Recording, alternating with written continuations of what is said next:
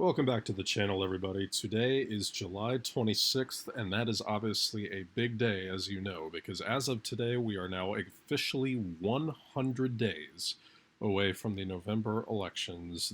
The Senate is very much up for grabs. The presidency is up for grabs, of course, as it is every 2 years. The House of Representatives is up for grabs. And so now that we have reached the 100-day mark, it's time for our next presidential prediction video, as we always do, all 50 states. Let's get right into it.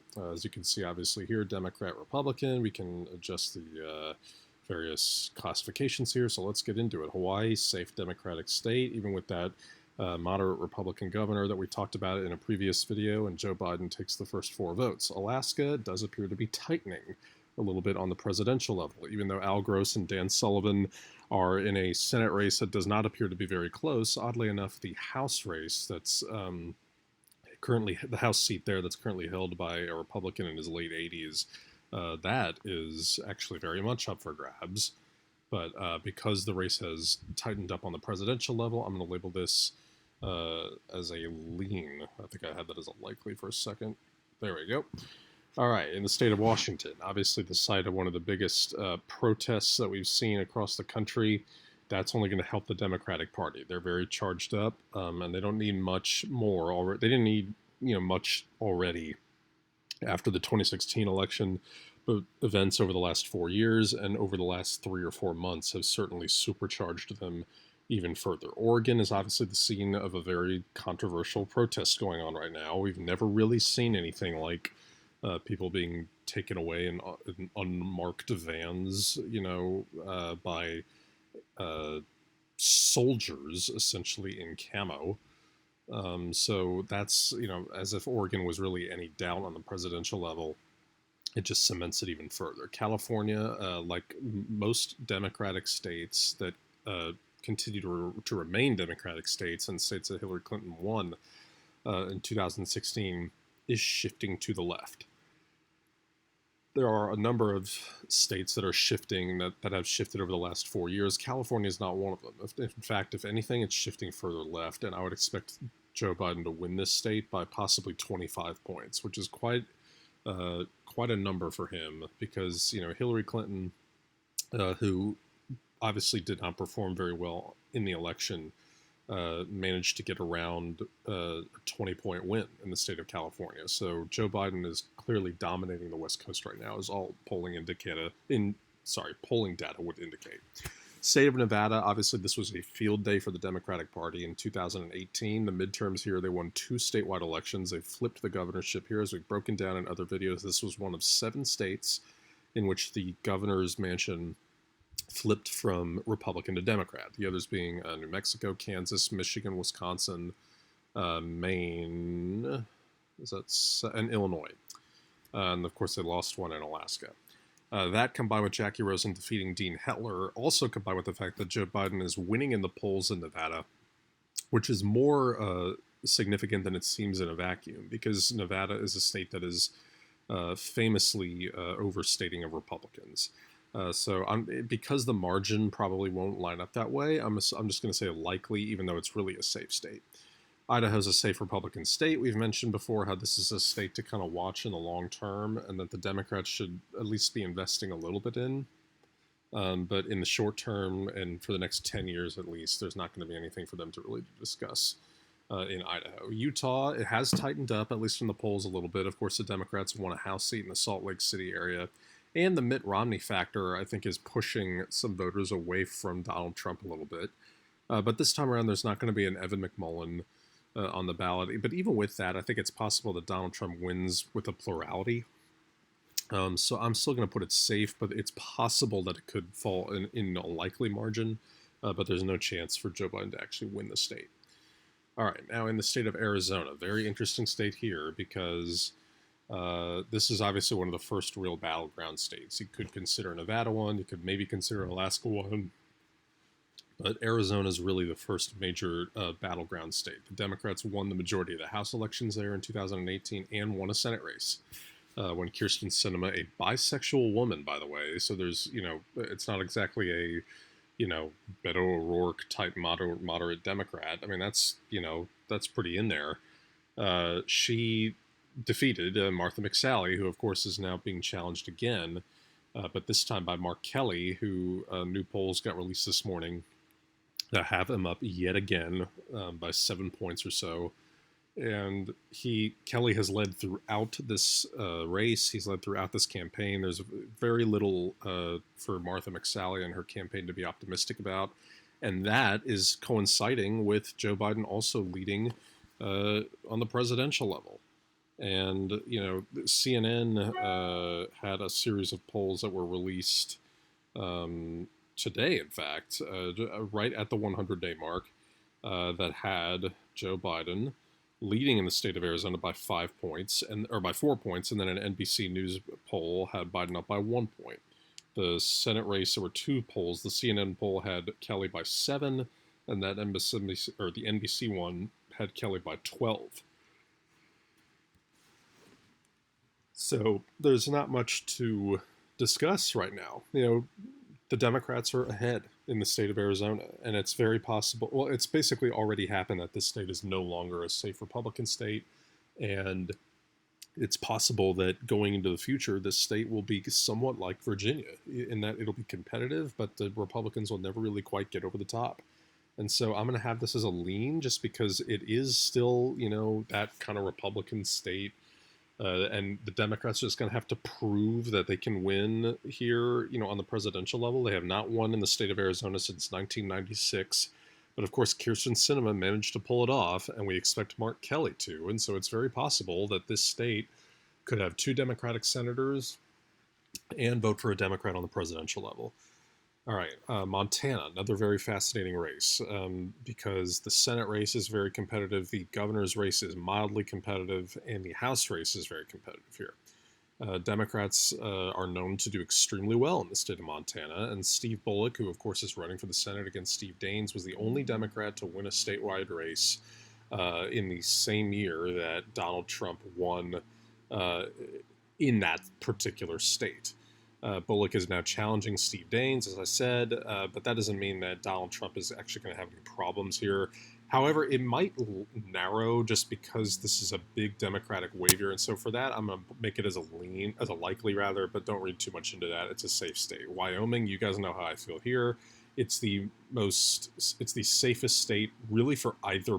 I keep messing this up. It's the safest state for really either party across the country. So Wyoming is easily going red. In the state of Colorado, the Democrat, this kind of used to be considered a swing state. Some models can still consider, like I think 538 still has this as one of their swing states, but it really isn't. It's pretty much a Democratic state now. Cory Gardner, the Republican senator from here, is all but finished as he is getting trounced in the polls by former governor of Colorado, John Hickenlooper, who is widely expected to defeat him in November. So as a result, on the presidential level, I'm going to actually label this as a safe Democratic state. I have virtually no reason to believe that Donald Trump has any chance to win there. So, pardon me, just getting some water here for some sustenance. Reality is Joe Biden will easily win in the state of Colorado, and he will in the state of New Mexico. It was another state that was oftentimes considered a swing state, but there's just not any evidence to support that. And the Democrats are also widely expected to win a Senate race here. Ben Ray Lujan is running for an open seat in New Mexico, and it shows, he's way ahead in the polls in a seat that the Democrats don't even have the incumbency advantage. So as you can see here, the Democrats are building up a nice lead, and they already have 11 votes here that they've picked up that they didn't have in 2016. So they're already 11 votes closer to that 270 mark, assuming they hang on to all the other states Hillary Clinton won, which as of now they are doing. All right, now it's time for the big red wall. North Dakota, of course, has elected Democrats in the past. Ken Conrad represented them from the Senate for many years. Heidi Heitkamp was a senator from there. But it was never competitive on the presidential level, and it won't be this time. Democrats might get over 40%, but it's not going to be that competitive. Same in South Dakota. The South Dakota Democratic Party does a very good job. They are known nationally as one of the best state parties for either party. They do a very good job making all races very competitive. They have a great outreach program, a great minority outreach program, which is really saying something considering there just aren't that many minority voters in South Dakota. But they do what they can. But on the presidential level, nothing to discuss. Nebraska, very safe Republican state. Ben Sasse is up for re-election. He'll be just fine. Kansas is actually shifting a little bit as we're seeing. Kansas, of course, shocked everybody and elected a Democratic governor in 2018 when Laura Kelly defeated Chris Kobach. Chris Kobach, of course, is now running again for the Senate. He's facing off in the primary there, which I believe is in about 9 days, against Roger Marshall. The two of them will take on Barbara Bollier, a former Republican, for the Senate. And a lot of polling and most of the data indicates that should Chris Kobach win the nomination, Barbara Bollier could possibly defeat him. So it's not going to happen this time for the Democrats, but it's a state to watch for the future because there is reason to believe that the Democrats might have a chance here. Oklahoma was one of a couple states that was there any? I think it was just two. I think it was just this in West Virginia where Donald Trump won every single county in the entire state. So we're not going to spend much time on that. Okay, now in the state of Texas, this is actually one worth talking about, and the reason is the state of Texas is shifting. It is no longer a safe Democratic or a safe Republican state. It is, in fact, a swing state. And right now, according to 538, Joe Biden and Donald Trump are tied in the state, literally down to the 0.1%. They are exactly tied. Beto O'Rourke came close here in 2018, lost by about 215,000 votes to Ted Cruz. Lupia Valdez, the gubernatorial candidate, also came in with the race, but she also lost not by as healthy a margin as Beto O'Rourke did, we'll put it that way, but she still lost. The Democrats did have a very good day in the state legislature, flipping, I believe it was 10 state House seats and 2 state Senate seats, which made the state Senate no longer filibuster-proof. And they're expected to flip some more seats in the Texas state legislature. In fact, some models even have the Democrats potentially picking up the state House here, which would be an incredible result for them.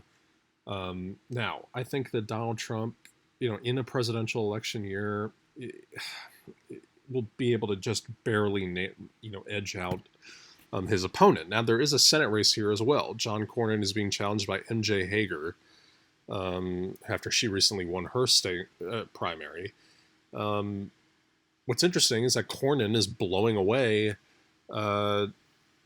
M.J. Hager in the polls by 8, 9, sometimes 10 points. Now, that's not a very good sign for Donald Trump because it means that there are some split ticket voters out there. There are people that there are Republicans that are going to vote for John Cornyn that are going to vote for Joe Biden. And so that means that I think this race is going to be one of the closest races on election night. And I expect Joe Biden to get over 48% of the vote. And even though I still think Donald Trump is going to barely take this one, that is quite a warning sign for the Republican Party, because if Texas is suddenly as competitive as it is, and you're already losing the other big states like New York and California, and Florida, of course, is also very, very competitive, and you're losing most of the other double-digit states like Washington and Massachusetts, and you may lose the Rust Belt. Minnesota usually votes left. And of course you've already lost in Arizona, then that's a problem for the Republicans. So it's definitely a state to keep an eye on, and it's not out of the realm of possibility at all that Joe Biden could carry the state of Texas. Minnesota was a state that the Trump campaign was focused on at first, considering that Trump only lost it by 1.5 points. Not going to happen anymore. 2 years later, the Democrats had 3 statewide races in Minnesota in the midterms. They won all 3 of them. The site of the Minneapolis protests is also going to favor the Democratic Party. Minority voters up here are going to vote blue because the margin will probably be a little less than safe. I'm just going to put it likely because it sometimes has been known to be a swing state in the past. In the state of Iowa, of course, this is a state, that's home to a ton of independents, but unfortunately for the Democratic Party, there are very few minority voters in Iowa. It's a weird state. Went for Barack Obama both times in 2008 and 2012, and then went to Donald Trump by almost 10 points in 2016. The Democrats have 3 of the 4 House districts in the state of Iowa. The other being the one that they don't is up here in the northwest portion of the state where Steve King represented that district for many, many years. But the Republicans, meanwhile, have both senators and the governorship. There's a Senate race here that's extremely competitive right now in a total dead heat. Teresa Greenfield the Democrat, is ahead of Joni Ernst. And it's really something that Joni Ernst, a former sort of rising star within the party, could end up losing her Senate bid. But as of now, I'm going to make this a lean Republican. I think that it'll narrow up. I don't think Donald Trump is going to win by 10 points, but I think he will pull it out and win. So that's the first lean Republican state we have here. As you can see, the lead for the Democrats now is 119 to 87. In the state of Missouri, a state that Donald Trump, or rather Barack Obama, came very close in 2016, the Democrats in 2008. Beg your pardon. In 2018, Claire McCaskill, the Democratic senator, lost to Josh Hawley, a noted Trump supporter. She lost by about 6 points, and while she was most expected her to lose, she wasn't expected to lose by quite that much. And so there is a governor's race here that for a time was competitive, but Mike Parson, the governor, seems to be in pretty good shape. So it's pretty well accepted that this race, well, I'm just going to label it likely because of the margin factor, and because this is a Democratic wave year, we expect that still to go red. Arkansas is one of the most red states in the country now, safe Republican state. Of course, when Barack Obama was first elected, the Democrats had a senator here. Remember, the Democrats had that huge Senate majority, and they had senators all over the place. They had a senator in Louisiana, Arkansas, Missouri, South Dakota, North Dakota, Ohio, North Carolina. I mean, they had senators everywhere you looked, and it's why they had such a large majority in the Senate. In Louisiana, the Democrats only fielded a candidate last week, for crying out loud. And even though it might tighten up on the presidential level just a hair, as I imagine turnout in New Orleans and Baton Rouge is going to be high, nothing for Donald Trump to worry about. Okay, now in the state of Mississippi, this is the highest minority population state in the country. There's another Senate race here between Mike Espy and Cindy Hyde-Smith. That's right, it's a rematch from that special election in which Mike Espy came relatively close. Cindy Hyde-Smith won 54 to 46. It's a pretty respectable margin for such a reliably red state. I expect that to be around the same result this time around because Joe Biden, of course, is very popular among the black community, and this is a Democratic wave year. Donald Trump is unpopular in virtually every Republican state across the country. And so, Tate Reeves, Cindy Hyde-Smith, Roger Wicker, they're not very popular even within their own state. And so I'm going to label this as a likely, but it's possible that we could see a lean margin on election night. Alabama, kind of the same thing as Mississippi. They're kind of the same exact state in a way. Doug Jones is probably going to lose to Tommy Tuberville. Minority population will probably push this to Joe Biden a little bit further, but it's still going to remain a Republican state. All right, now in the state of Florida, this is the big one here. The biggest battleground state in the country, the biggest swing state, the biggest electoral prize among swing states. Went for Barack Obama in 2008 and 2012. In 2016, went for Donald Trump by just barely over 1 point, by about 100,000 votes. And then in 2018, Bill Nelson, the longtime senator, lost to Rick Scott by 10,000 votes, 50.1 to 49.9. And then Ron DeSantis defeated Andrew Gillum by 0.4 of a point, 49.6 to 49.2. So as you can tell, the margins in this state are just razor thin. The Democrats recently announced that in this state that they have a 500,000 vote edge or 500,000 registration edge amongst vote by mail applicants. So that could help them. And then there was also the passage of Amendment 4, which gave convicted felons the right to vote, even though the state House has been tinkering with this a little bit. The Democrats also managed to flip a couple House seats, U.S. House seats, down here in the South Florida area. And then, of course, who knows, if Val Demings becomes the vice presidential pick, that could help. Obviously, also the whole thing with Ted Yoho and Alexandria Ocasio-Cortez could potentially, sway just a couple voters in the Gainesville area. But the biggest reason that Joe Biden is so optimistic about Florida is because he's so darn ahead there. He's won dozens of consecutive polls in the state of Florida, and let's face it, if Donald Trump loses Florida, he is not going to win this election. There's virtually no way for him to do so because he's already lost Arizona, and as we know, Hillary Clinton lost. She came up 38 votes short. And so if you combine Florida with basically any other swing state except for Iowa, it's over. And so I think that Joe Biden is ultimately going to win this state and basically secure the election right then and there, assuming that she doesn't lose any other big states. And she's already won in Minnesota. And so there's very little that there's already a very small path for Donald Trump to win the presidency right now. In the state of Georgia, some polls have had Biden ahead. Here, even some polls have had Jon Ossoff, the Senate candidate, even ahead. But it's looking still like David Perdue, the incumbent Republican senator, is going to hold off Jon Ossoff, who's notably a very good campaigner and a very good fundraiser. I think that the Democrats will get around 48, 49% of the vote here, just because I think that minority turnout is going to be very high here in this state as well. And as we know, the Sun Belt is rapidly becoming more and more Democratic. So with all those things in mind, I'm going to label this as a tilt Republican state. If Donald Trump had literally any chance at all, he had to maintain Georgia, even though he's basically already lost here in Arizona and Florida. South Carolina, Democrats are still a little ways away here. I'm going to make that unlikely. Lindsey Graham is facing a rather stiff test from Jamie Harrison, but he's going to be fine there. Tennessee has shifted to the right and very rapidly. There's a Senate race here that the Democrats are not even really focusing on, whereas they kind of did in 2018, where Phil Bredesen, a very electable Democrat, lost by almost 10 points to Marsha Blackburn. All right, North Carolina is another big swing state to talk about here. There's a huge Senate race. There are a ton of big elections here. The governorship is up again. Roy Cooper, extremely popular, one of the most popular governors in the country, is up for re-election. He's expected to win.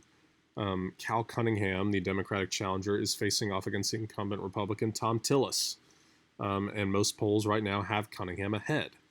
I think it's possible that we'll see a split ticket here. I think it's possible that Donald Trump could edge Joe Biden out here, but that Roy Cooper and Cal Cunningham could both win. There are also a couple House districts in the southern portion of the state that are expected to flip from red to blue. Remember, the Democrats are actually expected to add seats to their majority in the House of Representatives this year. In addition to the fact that we expect them to add at least a couple seats in the Senate, if not take it all together, which I'll break down in my next video. And as we're seeing so far, they're on their way to taking the White House. So North Carolina, I think right now I have that as a tilt Republican, just because we need to see a little more evidence of Joe Biden polling ahead there. I think he's ahead by around 1 point. But the fact that the other candidates, the other Democratic candidates, are doing so well doesn't spell, and so much better, is not good news for Joe Biden. Nothing to discuss in Kentucky. The Democrats have a good state party presence here. Of course, Amy McGrath has done a very good job with the fundraising, trying to defeat Mitch McConnell, but she's not going to. West Virginia was right there with Oklahoma as one of the states that every single county voted red. Of course, the Democrats managed to get Joe Manchin reelected here. That was well done on their part in 2018, but it's still going to easily vote red. Virginia, for many years, was a Republican state. Now it hasn't voted Republican in over 10 years on any statewide race. And while the margins are usually more or less tight, Tim Kaine, this state is very interesting because it's proof of just how unliked Hillary Clinton was. She ran with a senator from this state, and oddly enough, she won the state of Virginia by a lower margin than Tim Kaine was able to win his re-election. and Ralph, the election for Ralph Northam. So clearly there was a big unpopularity factor surrounding Hillary Clinton.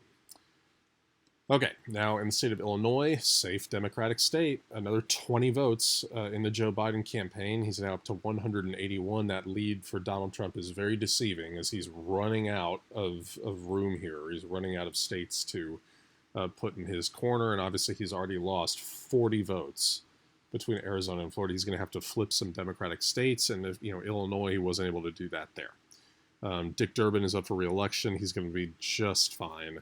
Tammy Duckworth is still possibly going to be the VP pick, which some Democrats think could help Joe Biden out here in the Rust Belt area. We'll have to see if that ends up happening, but right now, safe Democratic state. Indiana, even though Barack Obama won it in 2008, I'm gonna label that as a safe Republican state. There's another 11 votes. Donald Trump's the first over 200, and that's a big retention for him. I don't think Mike Pence is doing much to help him, but not because it's Mike Pence's fault, just because I don't think there's much to be done in the state of Indiana for the Republicans. Now in Ohio, a poll this morning had Donald Trump up by just 1 point in the state of Ohio. This is a state that has narrowed up in the polling considerably. This was a state that Donald Trump won, and won by a pretty good margin after Barack Obama took it both times. Right now, Joe Biden has a 1.5 point lead in the RCP polling average. It was earlier this month that there was a Rasmussen poll, for goodness sake, a famously right-leaning pollster that had Biden up by 4 points.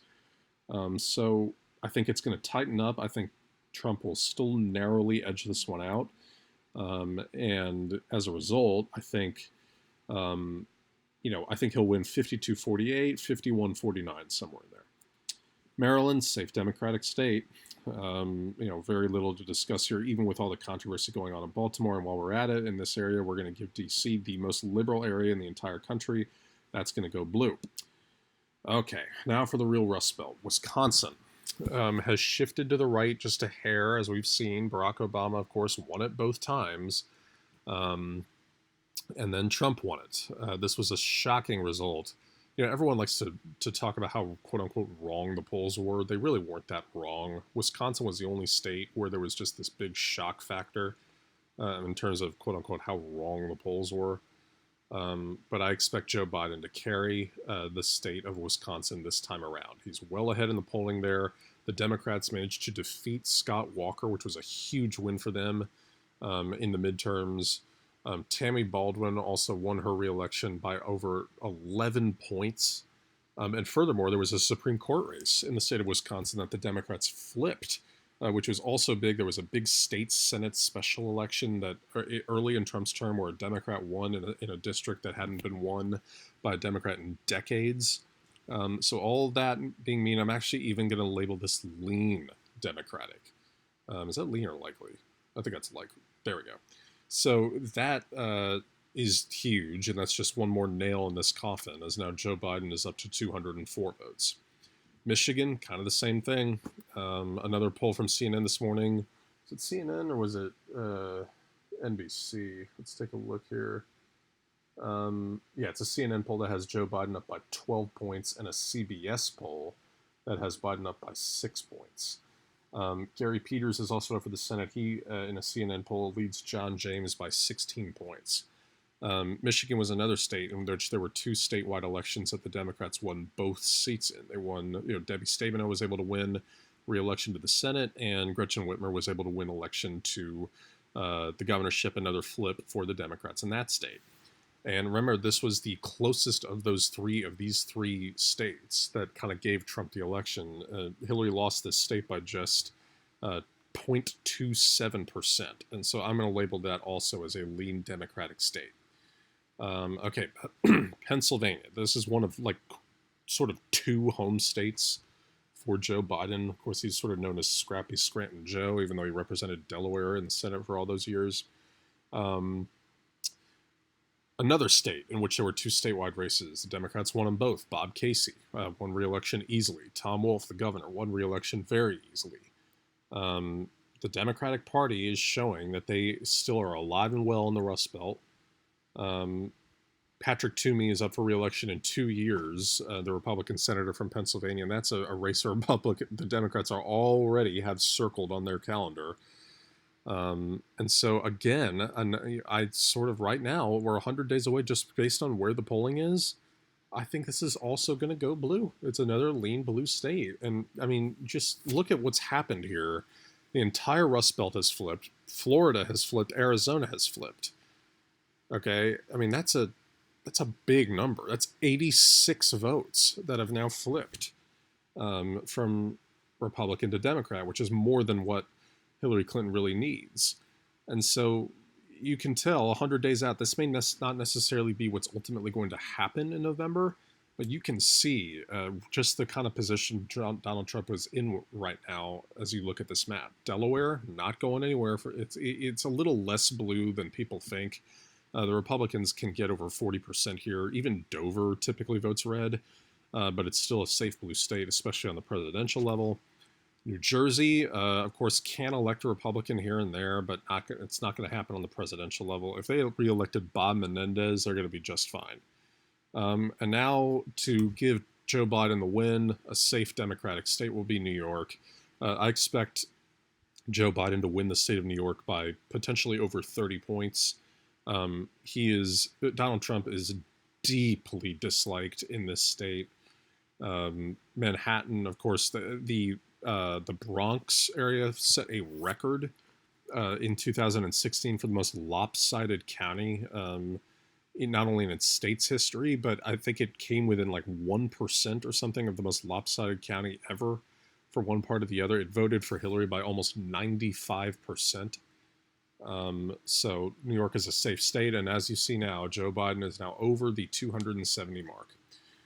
Connecticut, gonna vote blue. There are some red tinges to it now that there weren't in the past. I will discuss in another video, but it's still gonna vote blue. Same in Rhode Island, another 4 for Joe Biden.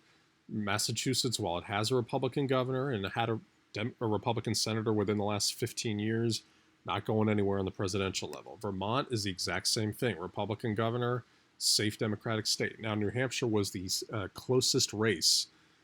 In 2016, Hillary won it by less than half a point.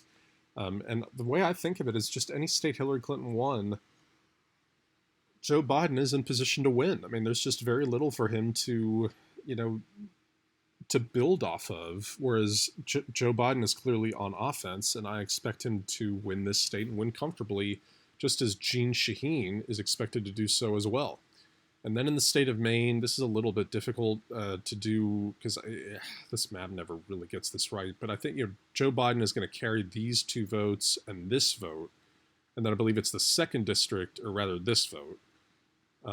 Whereas I believe it's the 2nd district that'll vote red. So Donald Trump will carry 1 vote here. And by the way, we forgot to do this earlier. In Nebraska, a state Trump will win, but I think it's possible. I don't know which district it is, but one of them is going to vote blue in the Lincoln and Omaha area.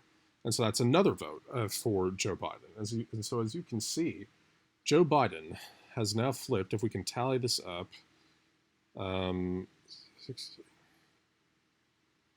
87 votes across the country to win, with 319 electoral votes to Trump's 219.